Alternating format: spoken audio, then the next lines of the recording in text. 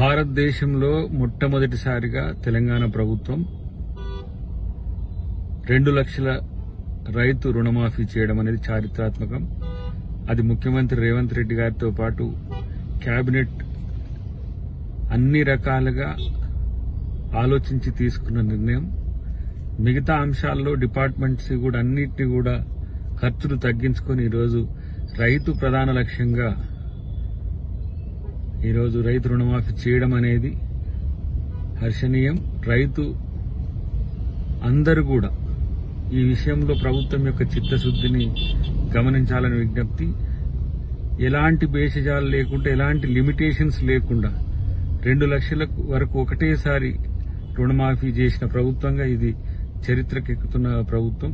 కాబట్టి భవిష్యత్తులో కూడా రైతుల యొక్క బాధల్ని, రైతుల యొక్క కష్టాలను ఈ ప్రభుత్వం, రైతు బిడ్డలుగా రేవంత్ రెడ్డి గారు గాని అందరూ గాని ఈరోజు మీకు ఎలాంటి కష్టం రాకుండా చేసే ప్రయత్నం ఈ ప్రభుత్వం తీసుకుంటది.